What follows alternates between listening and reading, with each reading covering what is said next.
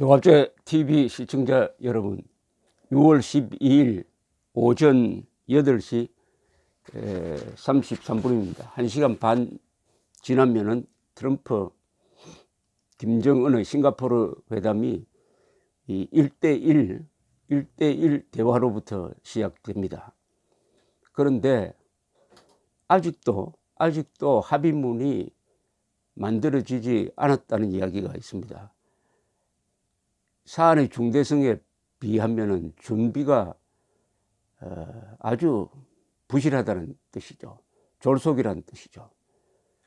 이 실무자들 사이에 면밀한 회담이 중첩된 다음에 그게 1년이든 2년이든 마지막에 이루어져야 하는 정상회담인데, 정상회담을 먼저 한다고 해놓고 그것을 뒷받침하는 실무회담을 하니까 완전히 일이 거꾸로 되어버렸습니다. 그런데 오늘 언론 보도, 워싱턴 포스트, 뉴욕타임스 등의 보도를 종합하면은 불길한 느낌이 듭니다. 불길한 예감을 지울 수가 없습니다. CVID라고 하면은 북한의 완전한 비핵화, 북한의 완전하고 검증 가능하고 돌이킬 수 없는 핵 폐기를 뜻하는 용어입니다. 그런데 폼페오 국무장관이 한반도의 CVID라는 말을 썼습니다. 이거 아주 기분 나쁜 이야기입니다. 한반도의 CVID, 북한의 CVID와 한반도의 CVID는 완전히 다릅니다. 이것은 북한 페이스로 넘어갈 수 있다는 개연성을 보여줍니다. 왜냐? 그게 바로 북한의 조선반도 비핵지대화를 의미하는 것입니다. 한반도 CVID라고 하면은 한반도에는 물론 주한미군이 들어가 있습니다. 한반도의 완전한 비핵화를 의미하는 것인데, 여기는 당연히 한미동맹, 그리고 핵우산, 주한미군, 그리고 한반도에 배치되는 핵 전력을 포함하는 말입니다. 그것을 만약 이 합의문에 넣는다고 하면은 이것은 한미동맹에 손을 대는 것을 말하고, 북한의 비핵화는 사실상 불가능하니까 결국은 북한은 핵을 갖게 되고 한미동맹, 주한미군, 핵우산이 사라지는 최악의 상태로 갈 위험성을 내포하는 것입니다. 그 다음에 종전선언이 이 단계에서 왜 나와야 하는지 참 기가 막힙니다. 이거는 완전히 트럼프 대통령이 자신의 쇼맨십을 과장하기 위해서 종전선언을 한다.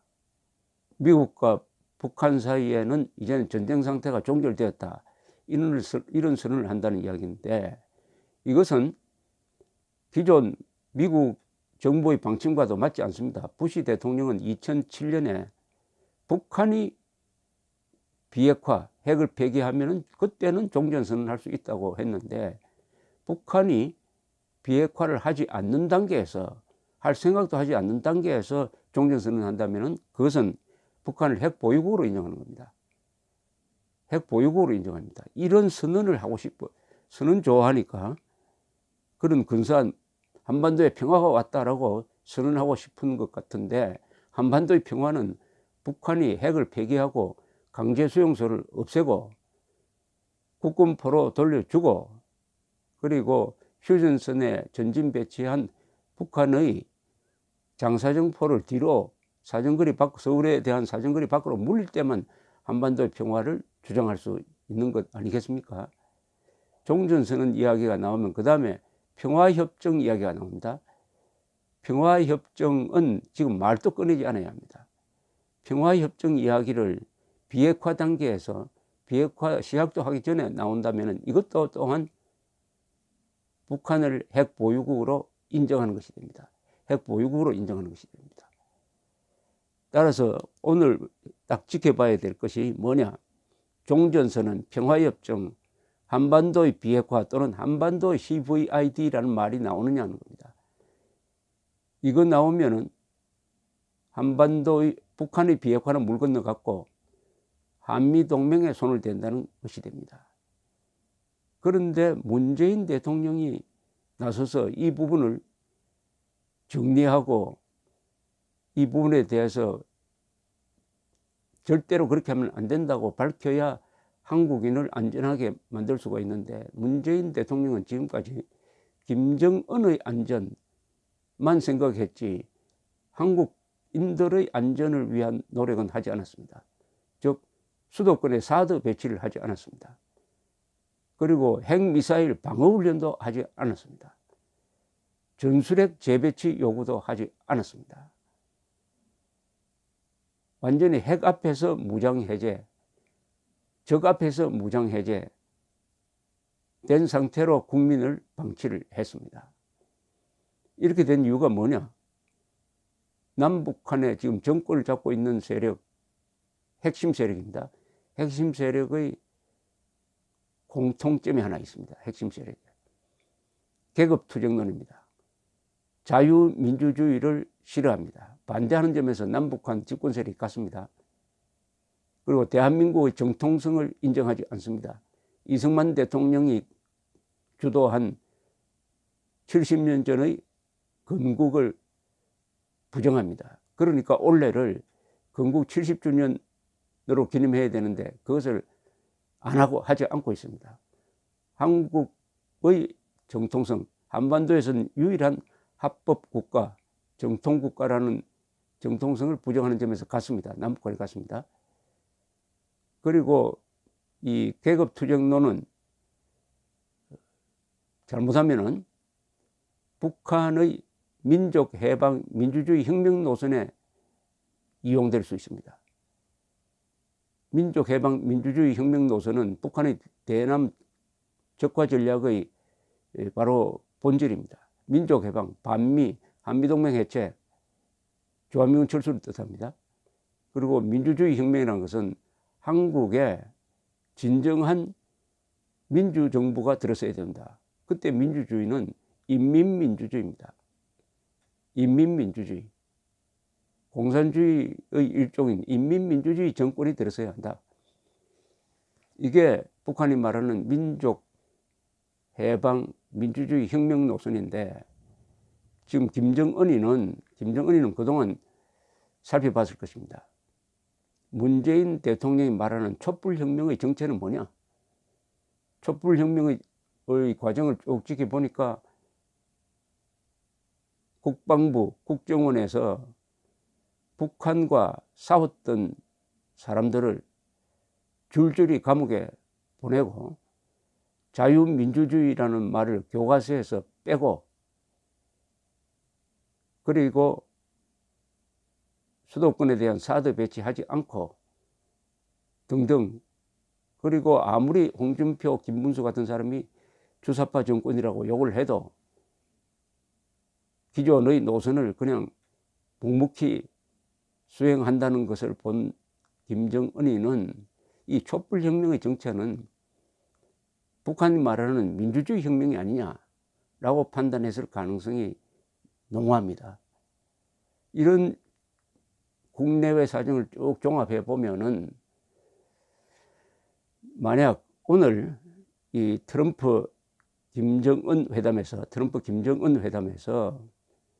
종전, 평화협정, 북한의 비핵화가 아닌 한반도의 비핵화 또는 한반도 CVID란 말이 들어가면은 결국은 북한을 사실상 핵 보유국으로 인정하는 꼴이 될 것이고, 한미동맹은 훼손되거나 무력화되는 쪽으로 갈 것이고, 대한민국 국민은 북한의 핵 위협 앞에 완전히 노출되는 인질이 되는 쪽으로 갈 것이고, 여기에다가 내일 선거에서 이 집권 세력이 압승을 한다면은 국민들이 그런 선택을 했다.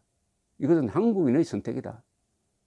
이 한국인의 선택이 사실은 국가 자살을 선택하는 것인데, 형식적으로는 그게 민주적 절차를 거친 것으로 되고, 또 회담 오늘 발표될 또는 발표되지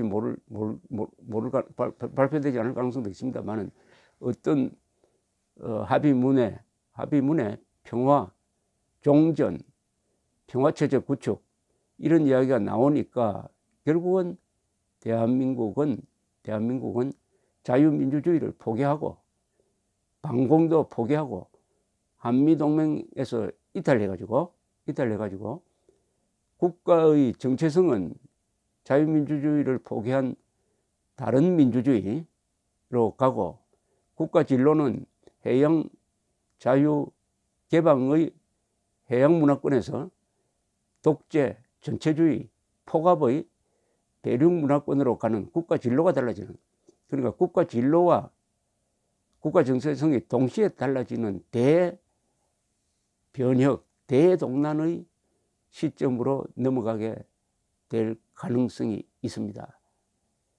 트럼프 대통령이 허영심에 사로잡혀서 대한민국을 희생시킬 가능성이 농후합니다. 대한민국을 희생시킬.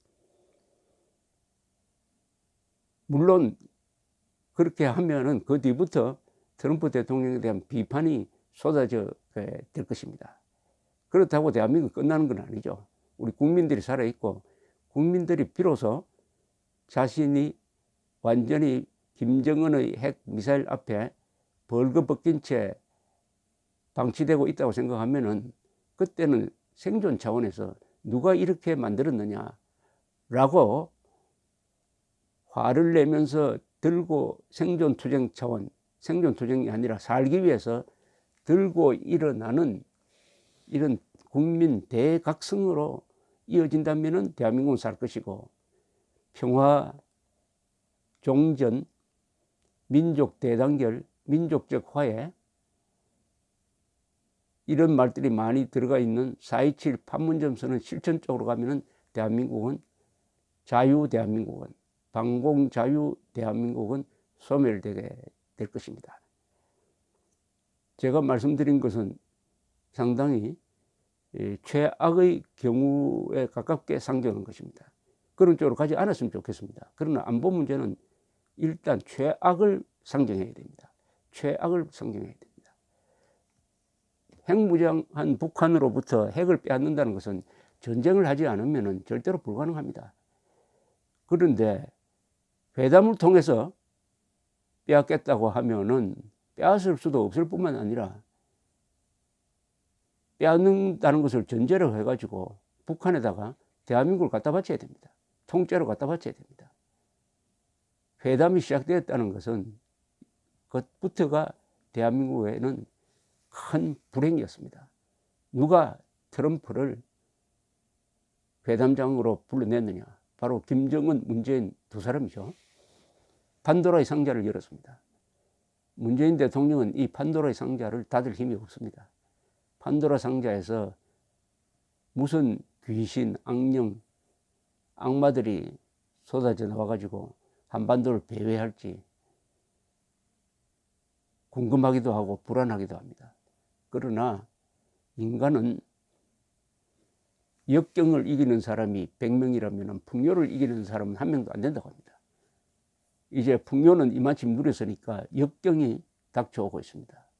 한국인들은 역경에 부딪히면은 생존 차원에서, 국민 생존 차원에서 몸부림을 치게 될 것입니다. 그렇게 하지 않으면 지렁이 밟으면 꿈틀대는 지렁이보다도 못한 존재가 되는 것이죠. 오늘 지켜보면서 여러분들도 결심을 할 대목이 많을 것입니다. 감사합니다.